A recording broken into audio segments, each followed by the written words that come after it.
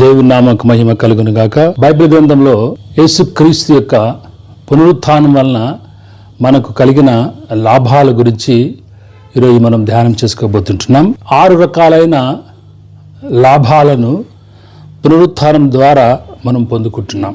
మానవులకు, ప్రజలకు యేసుక్రీస్తు ఈ లోకానికి రాకముందు సృష్టికర్త అయిన దేవుడు యేసుక్రీస్తు యొక్క శరీరంలో, ఆయన ఈ లోకంలో దేవాది దేవుడిగా ఉన్నప్పుడు మరి 33.5 సంవత్సరాలు మరి భూమి మీద ఆయన 100% మానవుడిగా ప్రజలందరి కొరకు మరి దేవుని యొక్క రాజ్యాన్ని కట్టడానికి ఆయన పరలోకం నుంచి దిగి వచ్చినాడు.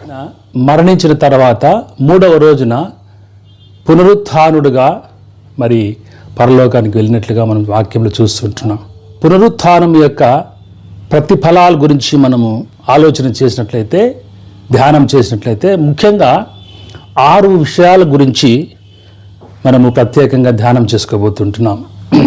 మరి మొట్టమొదటిగా యేసుక్రీస్తు ప్రభువుల వారు మరణించిన తర్వాత మరి క్రిస్టియానిటీ, మరి ఈ యొక్క బైబిల్ గ్రంథంను విశ్వసించిన వారు, లేదంటే ఆ యొక్క క్రిస్టియానిటీ ప్రారంభించిన వారు 12 మంది శిష్యులతో ప్రారంభమైన ఈ యొక్క మరి విశ్వాసము, మరి ఈ యొక్క గుంపు అనేది 2024 మరి సెన్సస్ లెక్కలో మనం చూసినట్లయితే దగ్గరగా 550 నుంచి 600 కోట్ల జనాభా మరి క్రైస్తవులుగా ఈ లోకంలో ఉంటున్నారు. 550 కోట్ల నుంచి 600 కోట్ల జనాభా క్రైస్తవులుగా మరి ఈ యొక్క ఫెయిత్ను ఆధారం చేసుకున్నారు. మరి ఇలాంటి హోప్ మనిషికి ఎందుకు కలిగింది అనే విషయము ఒక అద్భుతకరమైన విషయం ప్రియులారా. ఎందుకంటే ప్రజలకు అర్థం కావడం లేదు. 12 మందితో ప్రారంభించిన ఒక విశ్వాసము, ఒక ఫెయిత్ అనేది ఇంత స్పాన్ ఆఫ్ ఈ యొక్క 2024 సంవత్సరాల లోపల ఇన్ని కోట్ల మంది, 550 నుంచి 600 కోట్ల జనాభా మనుషులు మరి యేసుక్రీస్తునందు విశ్వసించి ఉంటున్నారు.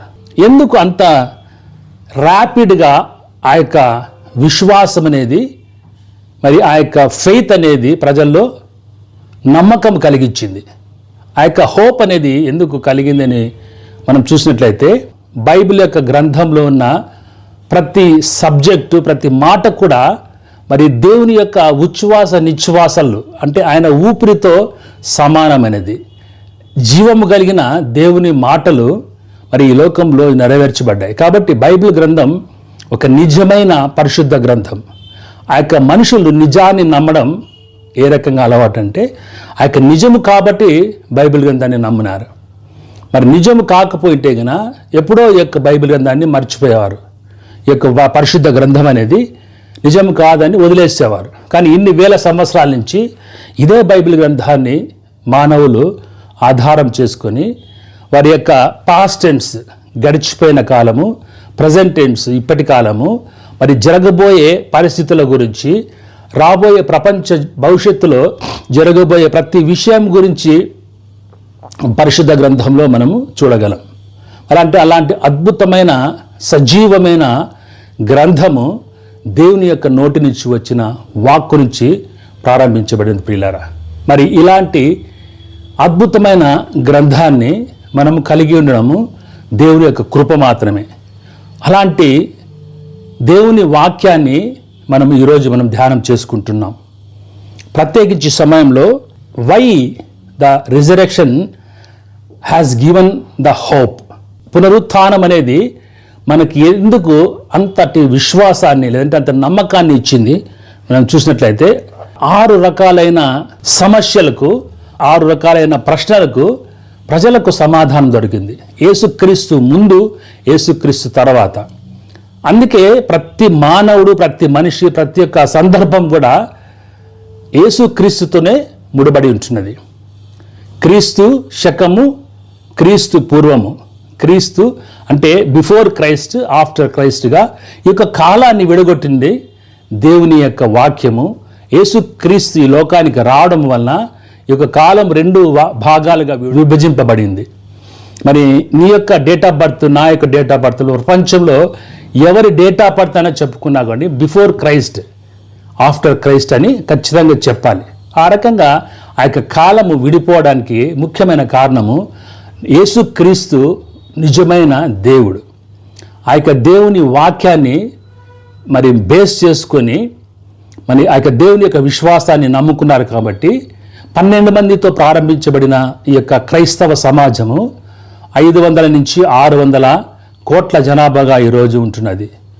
మరి అమెరికా దేశం, మరి చైనా దేశం, రష్యా దేశం, ఆ యొక్క 3 దేశాలను కలిపినా కూడా ఎంత జనాభా ఉంది, అంతకంటే ఎక్కువ జనాభా కలిగి ఉంది ఆ యొక్క క్రిస్టియన్ కమ్యూనిటీ.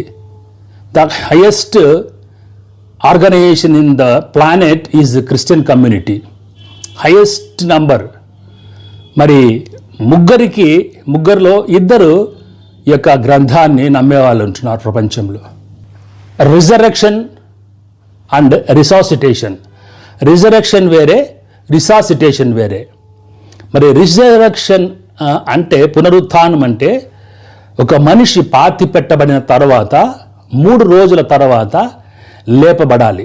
లేపబడిన వారిని, ఆ చనిపోయిన వ్యక్తి లేపబడడం అనేది పునరుత్థానం కింద వస్తుంది. మరి బైబిల్ గ్రంథంలో జీవ పునరుత్థానము, మరణ పునరుత్థానం అనే వాక్యం ఉంటున్నది. ఆ యొక్క జీవ పునరుత్థానము, మరణ పునరుత్థానం అంటే క్రీస్తునందు ఉండి మృతులైన వారు మరి మొట్టమొదటిగా లేస్తారని అపోస్తుడైన పౌలు తెస్సలోనికీయులకు రాసిన పత్రిక, మొదటి పత్రిక 4వ అధ్యాయం 16-17 వచనాల్లో మనం గమనించినట్లయితే క్రీస్తునందుండే వారు మృతులేస్తారంటే యేసుక్రీస్తు 1000 ఏళ్ల పరిపాలన ముందుగా పునరుత్థానం చెందిన వాళ్ళు, లేపబడిన వారు, అది జీవ పునరుత్థానము. 1000 సంవత్సరాల క్రీస్తు పరిపాలన తర్వాత లేపబడిన వారు మరణ పునరుత్థానం. ఆ రకంగా జీవ పునరుత్థానము, మరణ పునరుత్థానం ఉంది. మరణించిన ప్రతి మానవుడు కూడా తిరిగి ఏదో ఒక రోజున లేవాలని బైబిల్ గ్రంథం చెప్తూ ఉంటున్నది. అదే నిజమని ప్రతి క్రైస్తవుడుగా నమ్ముతూ ఉంటున్నాడు. కానీ ప్రథమ ఫలముగా యేసుక్రీస్తు ప్రభువుల వారు పునరుత్థానం అయిన తర్వాత జరిగిన ఒక అద్భుతమైన సంఘటనల గురించి ఈరోజు మనం ధ్యానం చేసుకుంటున్నాం ప్రియులారా. మొట్టమొదటిగా ఎందుకు మరి అంత ఫాస్ట్గా ఆ యొక్క క్రిస్టియానిటీ లేదంటే ఆ యొక్క ఫెయిత్ అభివృద్ధి చెందింది అని మనం చూసినట్లయితే, మానవునికి ఒక పాప క్షమాపణ అవసరమై ఉంటున్నది. పాప క్షమాపణ అనేది అవసరం. మరి పుట్టిన ప్రతి మానవునికి ఒక గిల్టీ ఉంటుంది.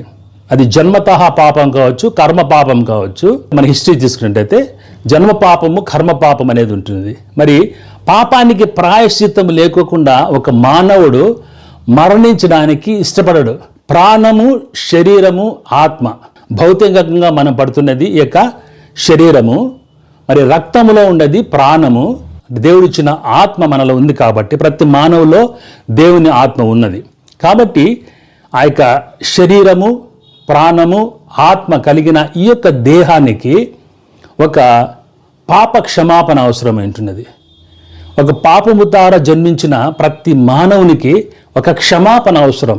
యేసుక్రీస్తు పునరుత్థానం కాకముందు, రిజరెక్షన్ కాకముందు పాప క్షమాపణకు మానవునికి ఒక పెద్ద సమస్యగా ఉండేది. అప్పటి వరకు మరి వారు చేసిన పాపాలకు తమ యొక్క పిల్లలను కూడా విగ్రహాలకు బలి ఇచ్చేవారు. వారు చేసిన పాపాలకు సొంత బిడ్డలను బలి ఇచ్చిన సాంప్రదాయాలు ఎన్నో మనం చూస్తాం. కొన్ని లక్షల ఎగ్జాంపుల్స్ ఉంటున్నాయి.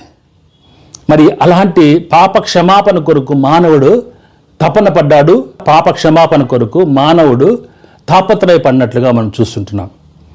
మరి అంతవరకు పాప క్షమాపణ కొరకు మానవుడు సూర్యుడిని, చంద్రుణ్ణి, నక్షత్రాలను రకరకాలుగా ఒక పెద్ద ప్రశ్న, ఏది నిజం, ఏం చేస్తే నేను ఆ యొక్క నా పాపము క్షమించబడుతుంది అని ఆలోచించేవాడు. కాబట్టి ఆ యొక్క పాపము నుండి క్షమాపణ దొరకడానికి యేసుక్రీస్తు మరణించిన తర్వాత, తిరిగి పునరుత్థానుడైన తర్వాత జరిగిన మొట్టమొదటి ప్రతిఫలము, మొట్టమొదటి లాభం ఏమంటే, మరి పునరుత్థానము ద్వారా మానవుడు పొందుకున్న ఆ యొక్క పాపపు ప్రాయశ్చిత్తం అనేది మొట్టమొదటి ప్రియులారా. ఈ యొక్క అపోస్తుడైన పౌలు ఎఫెసీయులకు రాసిన పత్రిక 1వ అధ్యాయం 7వ వచనము, దేవుని కృపా మహదైశ్వర్యమును బట్టి ఆ ప్రియునియందు ఆయన రక్తము వలన మనకు విమోచన. హల్లెలూయా. మరి దేవుని కృపా మహదైశ్వర్యమును బట్టి ఆ ప్రియునియందు ఆయన రక్తము వలన, ఆయన మరణించి తిరిగి లేవడం, సిలువలో రక్తము కార్చడం వలన మనకు అందరికి కూడా పాప విమోచన కలిగింది ప్రియులారా. మరి ప్రపంచంలో నీ యొక్క పాపాన్ని క్షమించడానికి ఏది కూడా పనికిరాదు. ఈ ప్రపంచం అంతా మరి నువ్వు అప్పగించినా అర్పించినా నీ యొక్క పాపము క్షమించబడే అవకాశం లేదు. కానీ సులువైన మార్గము దేవుడు నిన్ను నన్ను ప్రేమించినాడు కాబట్టి యేసుక్రీస్తు రూపంలో వచ్చిన దేవాది దేవుడు, సృష్టికర్త అయిన దేవుడు, ఆయన నీ పాపముల కొరకు నా పాపముల కొరకు ఆయన శిలువలో మరణించడం ద్వారా మనందరి పాపాలు క్షమించబడ్డాయి ప్రియులారా. అట్టి కృప మనకి కలగజేయడానికి, అలాంటి సమస్య నుండి మానవుడికి విడుదల కలగజేయడానికి ఆ యొక్క పునరుత్థానం అనేది మరి సాధ్యమైంది. మరి యేసుక్రీస్తు పునరుత్థానం అయ్యేంత వరకు మనుషులకు అర్థం కాలేదు. మరి పాప క్షమాపణ ఏ రకంగా కలుగుతుందంటే ఆ యొక్క యేసు రక్తము ద్వారా మాత్రమే, ఆయన రక్తము చిందించడం వలన మాత్రమే. అంతవరకు మరి గొర్రెలను, బిడ్డలను, పశువులను, పక్షులను మరి బలిగా అర్పించేవారు. మరి అందరికీ రిప్రజెంటేటివ్గా యేసుక్రీస్తు ఒక్కసారిగా శిలువ మరణం పొందినాడు మనందరి కొరకు ప్రియులారా. మరి అట్టి నిజమైన దేవుణ్ణి మనం తెలుసుకోవాలని పరిశుద్ధాత్మ దేవుడు ఈరోజు మనతో మాట్లాడుతుంటున్నాడు.